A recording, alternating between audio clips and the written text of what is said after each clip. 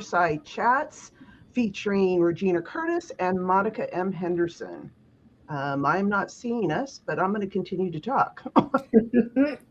So I'm going to pause after I do a small introduction. And now I'm here alone. Where is everybody? So Regina brings the blank, and Monica fill in the blank. Regina brings the. This is hilarious. Oh, she's going to show me. Regina brings what? Monica, Regina brings the fire. All right, all right. No one I was can go with prepared that. for this, y'all, so that's why there was a pause. And now Monica brings the what, Regina? Sass. The sass. Sassassery or just sass? She puts you into action by kicking you in the sass. That's good. That is good. All right. So I have planned, and actually this was planned for last week, so I've been sitting on this. Three Oh, areas that I would like to cover besides working smarter, not harder. Was that what we were going to talk about? Okay. yes. So we're going to look at identity in my disruptor way, and we're going to look at evolution in my disruptor way, and then creation. I'm not sure I can disrupt that. So let's start off I don't with, know. do y'all want to say anything before I start asking questions? No, I'm Okay. excited. I'm curious. Let's do it. So we're Do talking it, do it, do do it, it. do it. Yeah, right. We're our own little team. We So are. identity. I've heard you mention on several occasions that you prefer to be identified as architects versus founders. And so, what are, I say this with love, what are you refusing by calling yourself architects, and what are you taking responsibility for instead? Hmm. Well, I like this, Darcy. Um, Way to bring the sassassery. You're welcome. I think for me, when you ask that question, it's passive versus active.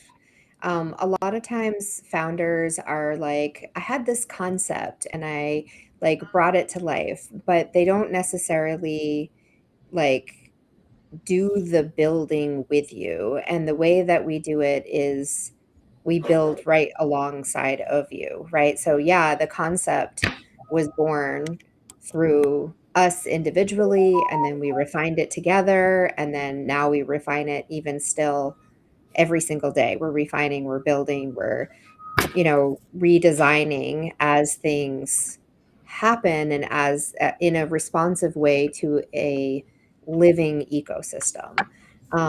And to me, so that's what we're taking responsibility for. And what we're refusing is to say that this is like a passive experience for us, right? It's not just like, oh, I put this out there and I did the groundwork and I got it up and running and now it like exists.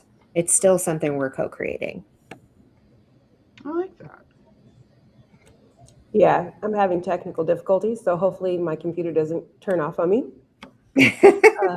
But we will But be back if it does. yeah, Yes. I'll be back if it cuts off on me. But honestly, so we always talk about Mingle being a no guru space. And I Mhm. think sometimes when you call yourself a founder, like there's like an implied, like you're the expert All-knowing in the being. room, you're the all knowing in the room. And so I think by calling ourselves architects as opposed to founders, it's because we're creating a space for, like, it's like we're building the stage, we're building the rooms, we're building the infrastructure for the activities of the space to happen, as opposed to just kind of like finding the thought leadership and then being like, this is what it is, right? Our thought Mhm, leadership is a part of what's here, but it's not the only mhm. thing that's here. It's actually a shared space where thought leadership is shared. And so that It's not just podium, shared outwardly, it's shared in all directions, right? Yeah. yeah, that podium Mhm. is essentially what we've built is a podium for people to take turns kind of sitting in that space. And I think calling ourselves co-founders makes us more important than the people that we built the space for. And we don't see ourselves that way. Mm-mm. I like That's that. a great question. And so there was a part of me that was going, am I egotistical for calling myself a founder of my my program, right? So it's like, oh, I don't want to be that. And so then it was like, well, how do we come up with a word, a term that doesn't sound like, we're owning this shit, it's mine, no one else can touch it, because that is not my intention, which is why I fit really well here in Mingle, is that where we gather our ideas together and we grow. So what, off the top of your heads, what would be a suggested term to identify someone who has created, other than architect? Because one, that feels like your guys' term, and I don't think it necessarily applies to me personally. I think so. I'm not implying, and I don't think that Monica is either, implying that it's a bad thing to be a founder. The reason, and honestly, I hadn't really thought of it before you asked that question, and you asked that question specifically asking, what are we refusing, right? So that made me look at it in that way. But I think there are a lot of beautiful things about the word founder also. Like if you look at it as a foundation, like you are a foundation from which to build upon, right? But it's the same reason why I've never really used the word coach. Do I coach? Yes. Do I consider myself a coach? Not really. I consider myself more of a collaborator, a partner. And it's not to say that coaching is bad, because there are times when you need coaching, right? You need someone to sit there and be like, this is the play to make, and you make that play. And you have honed yourself as the athlete of whatever sport you are in, right? Like whether even if that's the sport of business, but that's just not how I identify myself. It's not how I play the game. And so in you asking that, I'm not saying that it's necessarily a bad thing to be that. You have to find whatever the terminology is that's correct for you, right? So for you, it might be something more like a weaver or a visionary, or, there might be something that really aligns for you. And those words just come to mind because it's the kind of language that I hear you using. So short story is, I think you have to just choose for yourself what language feels correct. And for us, architect felt correct. Yes. Also, a big, I call BS to the doctor when I was like 6, who asked me what I wanted to be when I grew up. And I said, an architect. And then he said, spell it. And I was like, I don't know how to spell it. He's like, well, I guess you can't be an architect. How about that? Right? I've never heard that story. That's really, that was kind of a, what? Yeah. I mean, honestly, I don't know. Like, what's the purpose? When I actually was, I think I was doing architecture work in this space when I realized how to spell architect. So you don't necessarily have to be able to spell something in order to be it. But well, no doubt. I mean, take it from me. I make up all my own words, and she has the most creative spelling there is. So do whatever the fuck you want. That's what I say. Honestly. I was witness to you creating a word earlier today. It was just a few minutes ago. Yeah. So like, I mean, it really just boils down to like when you are coming up with your terminology, it just got to feel right for you because you got to wear it. Right. So I was just recently coming off of a trip to Alabama, and and feel free to change it too. And this is why I'm saying this. So I was in the trenches with one of our members who paid for me to do what I was calling at the time an elite coaching program. Right. And I was like, I want people who are ready for change. I want people who are ready to take action. I'm ready for people to let's do this. Right. And that's exactly what we did. We were in there. It was, let's do this. But as we were carrying a really heavy box together down the hallway into the garage, I was like, I think this is named wrong. Yes, it is life and business renovations, but it is not an elite coaching program. It's an elite partnering program, because a coach is sitting on the chair telling her which boxes needed to be moved, right? And kind of like, okay, get in there and do this. Mm-hmm. And sitting there and watching. And I didn't want to sit on the sideline and watch her do the things. I wanted to be in there with her. I wanted to like roll my sleeves up and like, let's make this happen together. And so, even if you do have a name, right, for something and you're like, this is what it is, feel free to be inspired to change it as you understand it deeper and as it like calls to you. Cause like after that, I was like, this is not an elite coaching program. This is an elite partnering program. I'm a partner with you to get like to kick you in the ass to get your shit done. Like that's Oh yeah. You got to be within Going range back to to be able what to I said apply about foot to butt.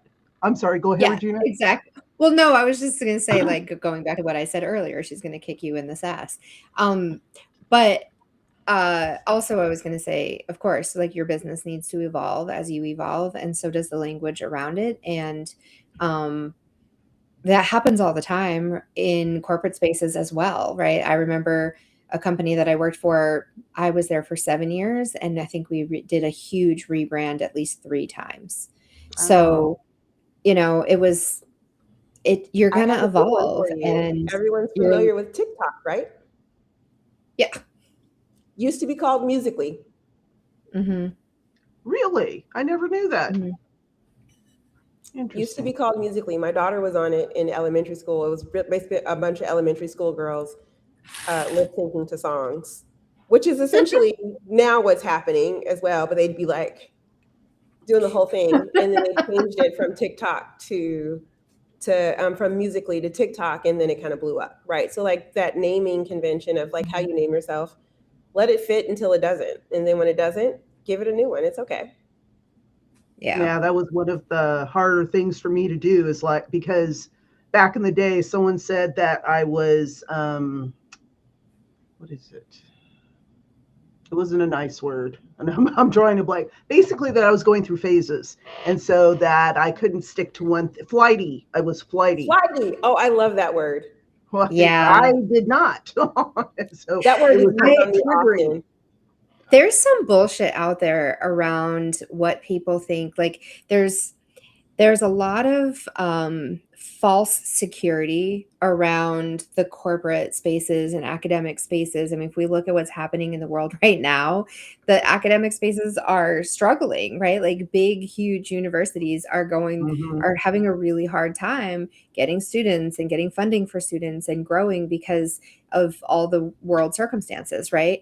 But yeah, there's still like all the parents out there saying, go get an education in this 4-year institution because this is what's going to get you a job, right? There's so much, and I'm not saying that like that isn't a path. It is a path, but there's many paths and there's many ways to do things. And there's so much language, and it's like built into our belief systems that we have on like a grandiose, like a cumulative, what's the word I'm looking for? Collective, like throughout our collective belief systems and practices that value that corporate way or that academic way over everything else. And there's a lot of other ways to get stuff done. But that language that's there, it really makes it feel like if it's anything other than that, it's not secure, it's not stable, right? So even though big businesses all the time, look at Starbucks. Starbucks's logo has changed a gazillion times, and it's still recognizable on every freaking corner of every city in the entire world, right? Literally. And they've changed their logo a million times. Did that mean that they were flighty? But when there's an entrepreneur and you're trying to go through, especially in the early stages of your business, when you really are trying to figure it out, like the proof of concept happens in motion for entrepreneurs. It happens in the process of delivery. So you actually have to be delivering in order to responsively build, which is happening inside a corporate space too. It's just happening in an R&D room somewhere with a dedicated budget and a dedicated team behind closed doors, and all that is happening before they roll it out. You just see it out loud on entrepreneurs. Yes. Yeah, very much so. Very much so. So thank you for that. I just want to say right now that if you are watching, please pop in and hello to us so we can say hello back. So I'm going to roll into the next question, and this is about evolution over the last year. Where did Mingle outgrow you this year? Like, where did the vision demand more than you were comfortable giving? Our vision always demands more than what we're comfortable giving. I don't know that it's ever not demanded more than what we were comfortable giving. But I think because of both of our kind of like foundational understandings of how the universe works, we were kind of like, bring it, right? So just before this call, we're very comfortable with being uncomfortable. Right. We were reworking the entire master schedule because like 10 minutes ago before we 10 got minutes on this. ago, we were reworking our master schedule for the year because we had some insights. And our last months of events were both very powerful, and also there were some like things that we noticed that like were hindrance to each other, right? Like one event was kind of like helpful in some ways, but also harmed the other event in the same process. And so we literally had to rethink our strategy behind it, like in real time while we were at the other event in person. And while we were thinking about it then, we were like, okay, this is the change that we had to make. And then of course we had to come back and then systematically change everything. Which is not a simple task. No. It's not a simple task. And it's not just us either, because as we mentioned before, Marvis, is this what you call it? Is that what you call it? Yeah, Marvis was in for some of that conversation, which actually the conversation we just had with her helped us actually understand more about what needed to be rearranged and where those tension points were still happening. So, and this is exactly what I was going to say, is that like, it's not just us. There's a lot of people, like we are a small business helping we are small businesses. Like Monica has a small business. I have a small business. You have a small business, right? Like we all are small businesses helping other small businesses. And so even though, yeah, we are holding the reins on some of the things, we are always looking to not just how it affects us, but how it affects other people. And there are times when it's uncomfortable because it's like, yeah, it's outgrowing us, but also that means that it's outgrowing everyone else. And so if it's outside our comfort zone, it's probably very much outside everyone else's comfort zone. Way outside of the comfort zone of everybody else. Yeah. But again, it's like there's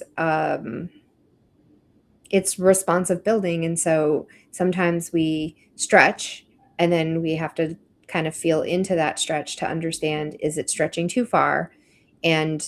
Or is it stretching far enough? Right. Yeah. And that's a constant thing that we're always looking at. Yeah. I mean, so energetically what happens is we say we want something, and then the universe is like, hold my beer. Here you go. Hold my beer. But what you didn't know was also blah, blah, blah, blah, blah, blah. Right. Right. So probably a little over a month ago at this point, we declared that we were going to work towards making $47 billion. And when we said that, the shift in the energetics around everything changed. And what I think every business owner needs to know is, if you declare something bigger than where you are right now, that means everything that you are right now is not big enough to hold that, and therefore things are going to break. Right? It's like saying break open, break through, break down, right, like a lot of different ways. I have this bowl. I would really like a whole pie. And in order for the whole pie to fit in this bowl, the bowl has to be a plate. Mhm. like it has to break open to receive it. And so we are both aware of that law, right? Like if I ask for something big, then that means everything that's too small is going to break. And so I think there's some comfort that comes along with the breaking. We're like, it's working already, as opposed to being like, it's working already. Yeah, it's kind of like, True, hold on, true. we chose this ride. Let's You go. said the words. Got to be ready for Mhm. it. So, yeah. Yeah. Well, that kind of answered part of the next question about creation and what's next. So, what are you building right now that will disrupt the way people gather, learn, or lead, whether they're ready for it or not? I can just say that they're not ready for it. I have to agree with that, yes. Yeah. But if you come in ready to receive and roll with it because you know it's for your best interest and highest good, why fight the shit, right? Just go with it Amen, and do sister. it. So So, I think one of the specialties that we have is um, delivering multiple experiences in the same space. And mhm, um, it's interesting because there are some people that come in and they're like, there's so much going on and there's so much noise. And like, how do I navigate this? And the answer is always just focus on you, right? Like, the truth of the matter is, we are in a dynamic world, in a dynamic time with information happening all the time in all different places, right? I heard something recently, some quote, I am not going to get this right, but they said something like we process like 400,000 bytes of information like every day or something. Like it might have even been even less than a day. It was like some insane, incomprehensible amount of information that we are processing as humans every day just by living on the planet, right? Like just wow. walking through the world. This is the amount of information that we are bombarded with all the time. And a lot of times people are like, I can't, I don't want to, I just need to shut down. I need to go somewhere quiet. But the reality of it is that it's very hard to do that. Right. And even if you do, unless you're going into like a soundproof chamber to do your meditation and just be in that space, the minute you come out, all that information's still happening, all that noise is still happening. And what Mhm, we really condition people to do, not because this is what we set out to do, but it is kind of the environment that has just naturally happened, unfolded, created, evolved, whatever you want to say, is to focus on you and what you need to get done despite all of those things happening.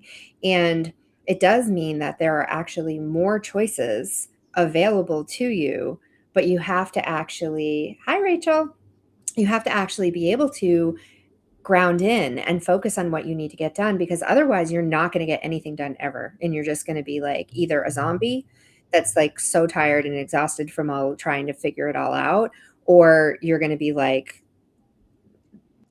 retreating all the time, right? Disassociating. Yeah, it's one of the things that I learned in parenting is don't train yourself to only be able to think in quiet, right? So like when my daughter was born, I immediately exposed her to having to go to sleep in noise, right? Like vacuum cleaners and all of the things. So much so, like, so I was a cheerleading coach at the time, and she would be strapped to my chest in like one of those slings. And I'd be like yelling at kids, go run, go do this cheer. And she would just be asleep in this sling. What the preparation of that did is it made it so that she can lock in anytime, right? Like if she's like, I just need to lock in, she can, right? Versus babies who are, oh, the baby's sleeping, gotta be quiet, can't make any noise. They're instantly something happens. What? Hey, what's going on? Like they're awake, right? And I think what happens mhm, when what's interesting is people who teach meditation are like the worst practitioners of this. They literally are the people who come in and go, I need quiet space. Like we need some quiet in order for this to happen.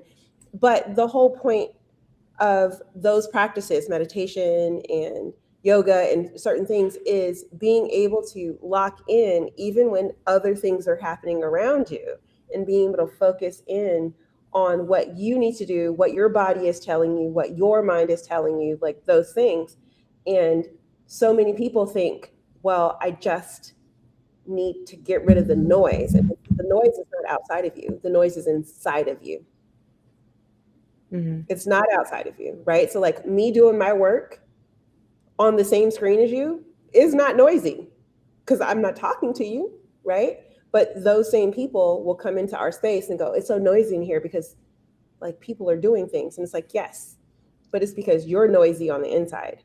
And we're helping people learn how to like really lock in to, regardless of what's happening around you, like Regina says, do you, boo, right? Like get you together and be able to handle it, because honestly, there are always going to be distractions. There are always going to be noises. There are always going to be things going on. And you got to be able to drown out the noise on the outside, because there are no perfect circumstances for you to work in. There's never a perfect circumstance. No, there's not. And I think that's the beauty of being in Mingle, is understanding that we'll come together to work in a room and everyone, not necessarily their eyes glaze over, but they're so focused on something else, but we're still in community, So it's like, well, shit, and then everyone's going, you okay? What happened? Or my dog jumped on me. And it's like, ah! And so then I have this large, pit bull lab on myself, right? So that really, identified and answered that question about disruption. And disruption is what is occurring. It's a slow rollout right now, but it's going to pick up.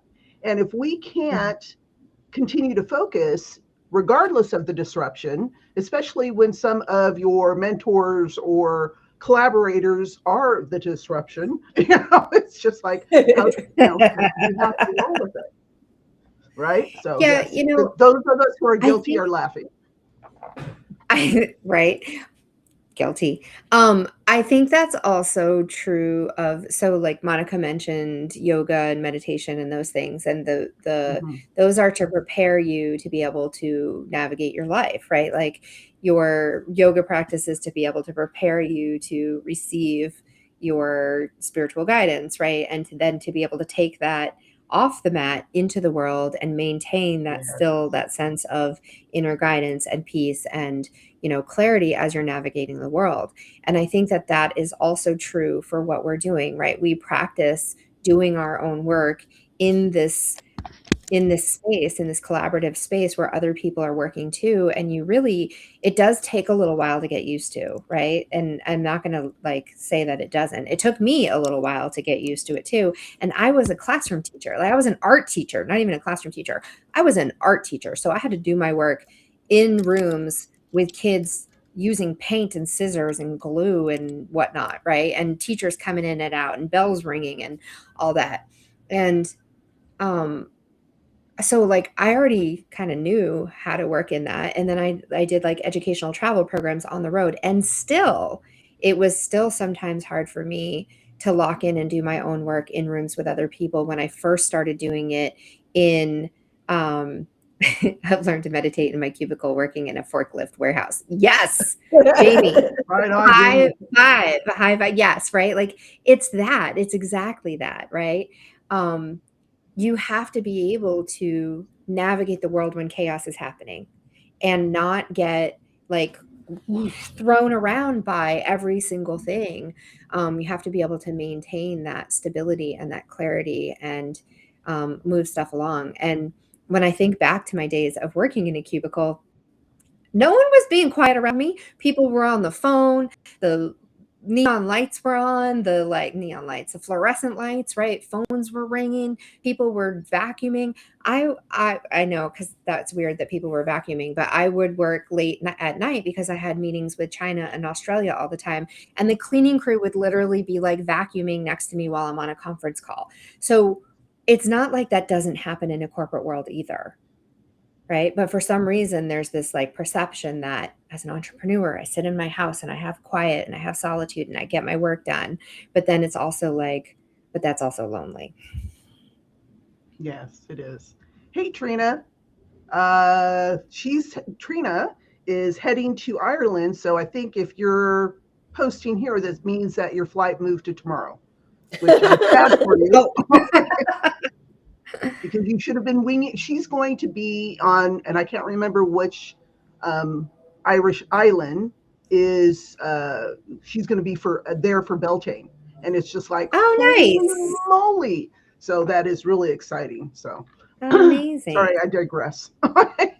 No, that's great. That's Yeah. amazing. Yes. Yeah, that's wonderful. I honestly think that what people aren't ready for is going to be radically necessary, is being really good at knowing yourself and being able to navigate whatever landscape you're going to have to be in, because I don't think times are going to get better before they're going to get worse before they get better, right? Yeah. And so knowing yourself and practicing being yourself, leveraging how you maneuver and being able to educate other people on how to like collaborate with you so that you can actually do what you need to do in order to be successful is what's coming. And I think that's the space that we build in. We do all these collaborative projects for that purpose, right? Really kind of helping people understand, like, I have a goal, you have a goal, and those goals are so similar that it's better for us to do it together than it is for us to do it apart. And I think Regina and I model that really well, in that we, again, are two separate business owners. We have two separate businesses. And even when we come together to collaboration, it's in her house or my house, right? But we work consistently together because our goals are the same. And there's plenty for both of us to get through that process. So it's very true. Very true. So I feel like I'm sorry. Well, I was just going to say one additional thing with that is, if Monica and I were different people, we could be our biggest competitors, right? And someone recently said to me that there's too many people doing similar things in our space, and so it didn't feel like the right fit. And I was a little bit mind blown by that, because I was like, that means that all those people are your power partners. All those people understand what you're doing. All those people have people who need things that you are offering and want to play in the same space with you and collaborate with you. It felt like a big question mark as to, like, how could you not see that, right? True. But it also meant that wasn't the right space for this person to be in. And that's okay, right? It might be because it's just not the right timing. It might be because it's not actually what they want, right? But it was just interesting to me, because I do look at, somebody, one of my clients once said to me a couple of years ago, she was like, you and Monica do the same thing. And I was like, yeah, we do. That's why we work together. And she's like, well, how do you distinguish between what you do? And I was like, oh, we do it very differently. Right? Like, it was, and it makes total sense to me, right? Even Marvis, who was commenting earlier, she was like, I was saying something and I was like, I'm going to sound like Monica right now. And she's like, it's because you always say the same things. You just say them in very different ways. And I think that's true for a lot of people. It's not that you're not unique. You are, and you have a very specific way of doing things, but also most of what we're doing is not like totally mind-blowing, right? It's not like it's never been done in any form ever before, and it's completely new to the world. So why not find like the nuances in that and then partner up with other people so we can actually really be specific about how we do what we do. Yeah, totally true. Totally true. So Rachel said, but I may connect with you and not, or with Monica and not you. Absolutely. Right. And that's okay. That's why we're both here doing what we're doing. Yeah. But I have to not get upset about that. Yeah. The beautiful part about it, though, is we don't lose anyone that way. Right. So someone who directly wants to hear things the way that I put them, very direct, like straight, no chaser. Right. Is how I give things. And people who need to hear that can be there with me, Mhm. and also get the benefit of the things that I don't do well that Regina does do well as well, right? And people who need a little bit more spaciousness in the words, and a bit more, um, the delivery is still firm, but it has some cozy edges to it, right? Then they can actually go get Regina, and then the things that she doesn't do well, I can then help them with that too, right? So we don't lose anybody in that process. And we are actively looking for more people who do a thing that's similar to us, right? But isn't exactly the same thing that we do. So that someone else who may want to work with them can leverage our skills, and or the people that we're dealing with can leverage their skills, which is one of the reasons why I have been working so heavily in Darcey stuff, because there's a certain amount of information that she has that I don't necessarily have that my people need to have, right? And so the more that we like fold in other people's genius, the more genius the system becomes, right? But if it's just my genius, it's limited. If it's just Regina's genius, it's limited. And there's only so far that that can go. And also, let's be honest, sometimes people need to hear it 18 different ways in order for them to get it. We've had children be in our presence, and we say something and they're like, I don't know what you're talking about. And then they see something on TikTok and they're like, I saw on TikTok this very thing. And you're like, bro, I literally have been telling you that your whole life. What the hell are you talking about? Right? Like, I've been saying this to you, right? But it's like, it needs to be heard in 18,050 ways, right? And the more that we can come together to actually do that for each other, the easier the whole helping someone, the faster they get to that point where they understand it. Because sometimes when I say stuff, it goes like right over people's head. And then they go to Regina and she's like, oh, she explained it so well. I'm like, I literally said that to you, but like in way less words, right? Or vice versa. She'll like give an explanation of something and then they'll come to me and she was like, I literally said that to you. And I was like, yeah, but I said way less words, right? Like it's I say the exact words and then they say it, she says it, and they're like, yes, that. And I'm like, what? But yeah, Rachel says it might take me 5 people to find my match. I think that's accurate, right? Like keep playing and keep hearing it. And maybe it's not that the first person wasn't the right person or saying the right thing. It's that you needed to hear it 5 times and it finally landed on that 5th time, right? And then there's also the like, it's not just the short game, it's the long game too. And I think this is where a lot of people, like, especially entrepreneurs, have been taught that it's like a dog eat dog world and you got to like get out there and you got to fight for your stuff and you got to like lock in right away. And I like, it's gross. Don't do that. And, but like, it sounds terrible. Just don't do that. But the thing is that maybe it's that you actually needed to like go here and work with this person first. Like actually a lot of the people that come in like through my door, right? They meet me, they're like, "Oh, this is really cool. I love what you're doing."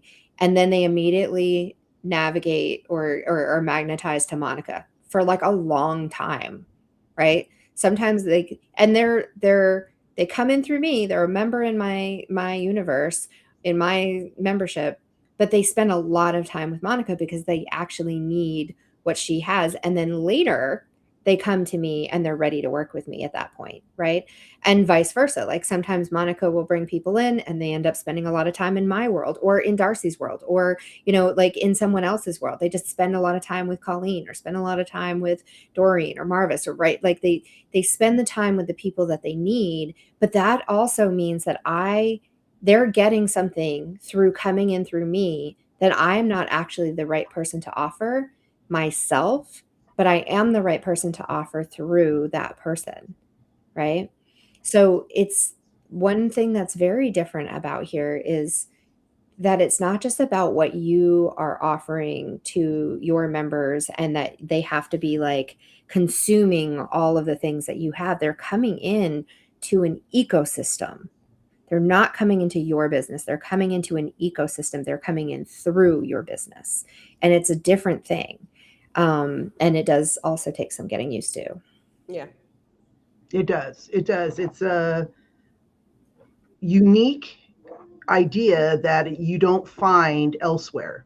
And for me, speaking for myself, there wasn't necessarily distrust, but it was like, this is unbelievable. I mean, I'm going to pinch myself and wake up, and this isn't going to be real. But it is real. And I've been, I don't even know what, 2 years I've been with y'all, and it just validates over and over. Yeah, there's that too.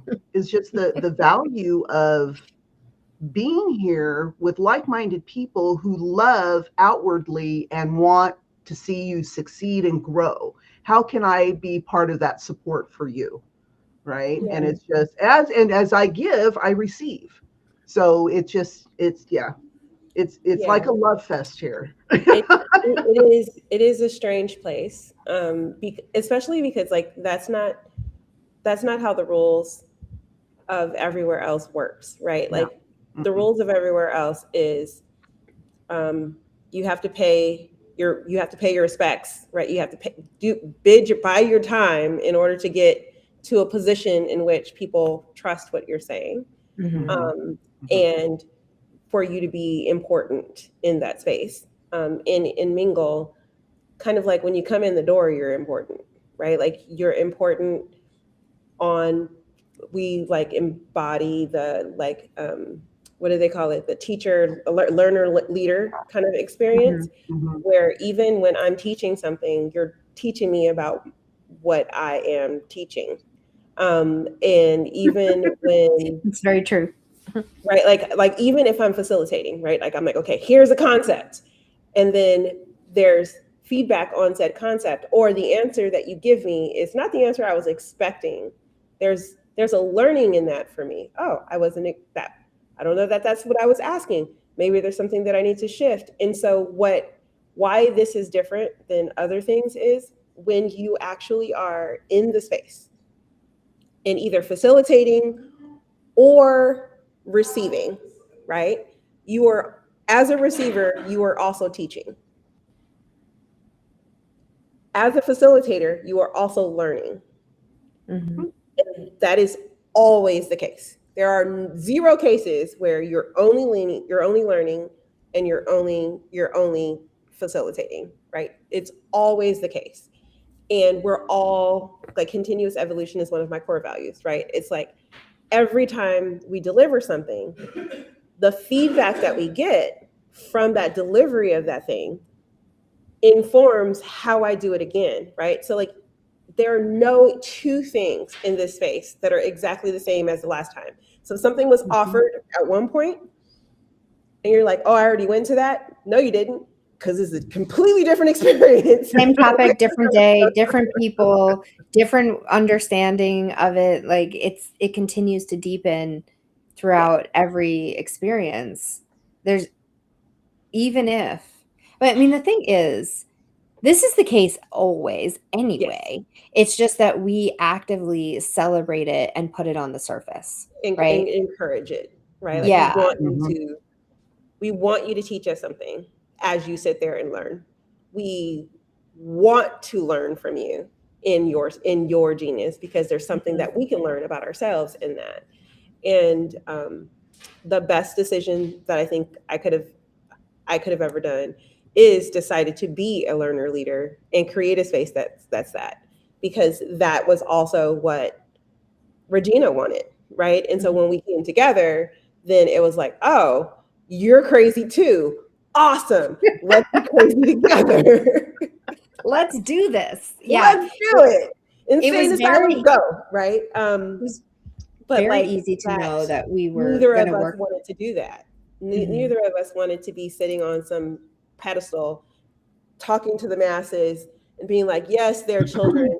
I'm shepherding you into the truth of, like, that's bullshit, right? It's so bullshit. And the bigger the pedestal, the farther the fall, right? I'd rather be sitting in the circle with you, crisscross applesauce, hand to hand, knees to knees, all of us sitting in the same ground and kind of like sharing and breaking bread and experiencing together, because way more fun, a lot less pressure. Yeah. True. All right. So we are at the top of the hour and we're going to go ahead and wind down. Is there any last things that you would like to share, Monica and Regina? And y'all can put questions into the comments if you have anything to disrupt this episode with. Which, by the way, thank you to Jamie and Rachel, and Marvis, Trina.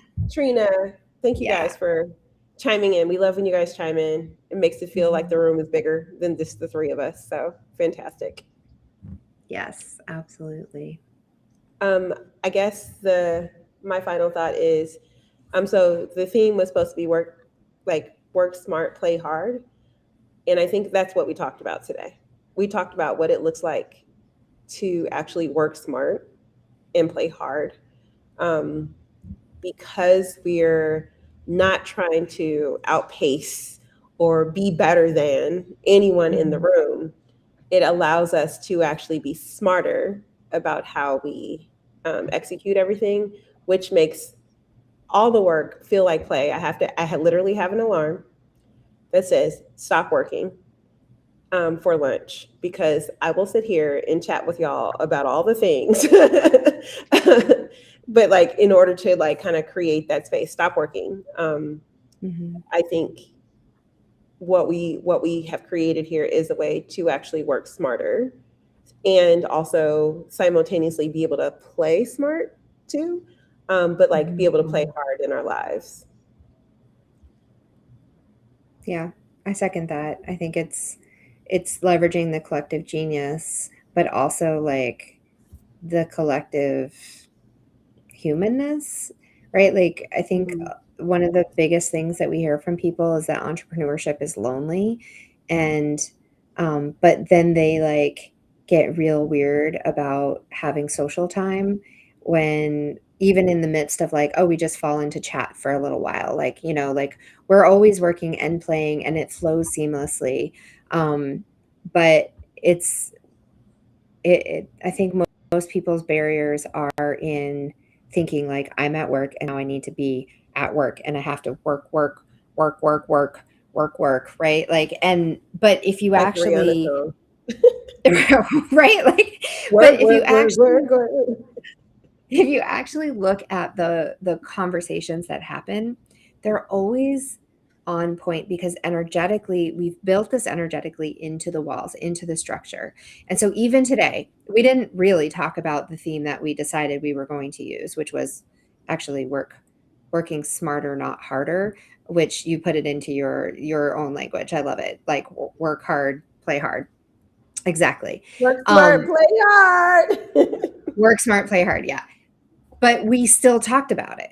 And it happened organically. It happened naturally, because we set the stage and we created the intention of this is what we're going to talk about. And then we just relaxed into it and we did all the things that we needed to do anyway. And I think that's the magic of Mingle. This is true. Mic drop. I had a mic to drop, yes. See, we need a paddle that has a mic on it. So we don't break your mic, Regina. Well, no, I very carefully dropped it. Speaking of playing hard and working smart, tomorrow you all are invited to mingle and chat at noon PST, PDT, whatever it is. Tomorrow, just come into, and I'll drop the link. I'm sorry? I said, I just say Pacific. I don't try to track the daylight. That's crazy. Well, yeah. So I say PT. Pacific time, y'all do whatever you want to do with that. At noon, we're going to have some fun at Mingle and Chat. In theory, you would call it a networking thing, but we just get together to have fun. So and to get to know each other on a personal level. It's called Mingle and Chat, not networking. It's organic networking. You're getting to know actual people. So come ready to get to know actual people and to show up as a person. Mm-hmm. Please only show up as a person. We don't need you to show up as your business. We just need you to show up as to know your business very well. by getting to know you. Oh, sorry, Michelle. Oh, Michelle, welcome. You'll have to watch the replay because we are closing shop, if you will. So, But it was nice to have you here with us for a moment. yes. So, but we will be back next Tuesday because we missed last Tuesday. So, we are typically every other Tuesday. So, we may My get fault. to I that. was traveling. She was on a 3-week cruise. I want to go into Gilligan's Island. It's Marvis who made the potato salad. She's always trying to start the conversation. This is the end, ma'am. No Miracle Whip. Oh, no raisins. No raisins. No. We have strong opinions about potato salad here. So if you want to learn more about our strong opinions on potato salad, come join us in Mingle and Chat.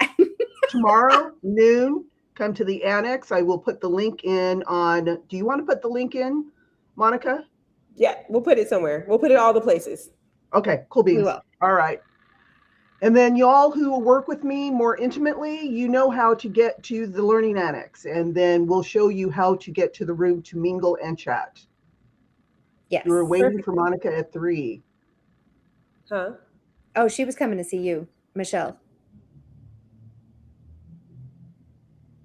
Oh, for the conference, maybe. As a speaker. All right. This sounds like a bigger conversation. Yes, we can move that one on. And Rachel, to answer your question, monsters put raisins in potato salad. All right, wrap us up, Darcey, and then Monica, you can connect with Michelle. All right. Thank you, everybody, for being here. We will be back again next Tuesday around 3 p.m.-ish Pacific time. Not even going to go PDT or PST, whatever the hell it is, but next week at this time.